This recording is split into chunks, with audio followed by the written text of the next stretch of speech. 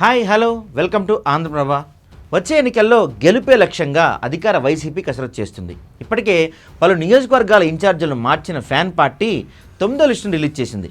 ఇందులో 2 అసెంబ్లీ స్థానాలతో పాటు ఓ పార్లమెంట్ నియోజకవర్గానికి సంబంధించిన ఇన్ఛార్జీలు ప్రకటించింది. ఈ జాబితాలో మంగళగిరి సెగ్మెంట్ మెయిన్. ఇక్కడ సిట్టింగ్ ఎమ్మెల్యే ఆర్కే ఉండగా కొత్త ఇన్ఛార్జిగా లావణ్య పేరును ఖరారు చేశారు. మంగళగిరికి గతంలో గంజి చిరంజీవిని సమన్వయకర్తగా నియమించగా ఇప్పుడు ఆ స్థానం మార్పు చేస్తోంది వైసీపీ.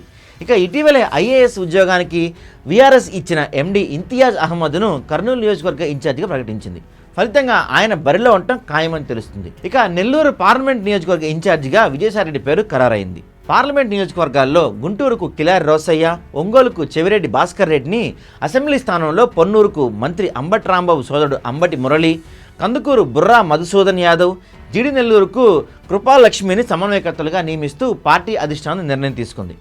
మొత్తం 5 లోక్సభ సభ్యులు, రాజ్యసభ సభ్యుడిగా ఉన్న వేమిరెడ్డి ప్రభాకర్ రెడ్డి పార్టీకి గుడ్ బై చెప్పేశారు. అరకు ఎంపీ గొడ్డేటి మాధవి, హిందూపురం ఎంపీ గోరంట్ల మాధవ్కు టికెట్ కేటాయించలేదు. 2019లో లోక్సభలో ఎన్నికైన వారిలో 7 ఎంపీలకు ఈసారి అవకాశం లేకుండా పోయింది. అరకు ఎంపీగా ఉన్న గొడ్డేటి మాధవిని అరకు అసెంబ్లీ నియోజకవర్గ పార్టీ సమన్వయకర్తగా నియమించారు. తాజాగా అక్కడ మరో కొత్త సమన్వయకర్తను తెరపైకి తీసుకొచ్చారు. మాధవిని పూర్తిగా పక్కన పెట్టేశారు. ఆమెకు మరోచోట టికెట్ ఇస్తారా లేదా అనే విషయంలో స్పష్టత లేదు. ఏలూరు ఎంపీ కోటగిరి శ్రీధర్ ఈసారి ఎన్నికల్లో పోటీ చేయాలని ఇప్పటికే పలుమార్లు ఆయన చెప్పారు. సిట్టింగ్ ఎమ్మెల్యేల్లో దాదాపు 65 స్థానాల్లో మార్పులు చేసింది వైసీపీ. కొందరిని పూర్తిగా పక్కన పెట్టడమో, పార్లమెంట్ అభ్యర్థులను ఎమ్మెల్యేలను ఎంపీలుగా ప్రకటించడమో చేశారు. మొత్తం 8 జాబితాల్లో పెద్ద ఎత్తున బీసీ అభ్యర్థులకు స్థానం కల్పించారు.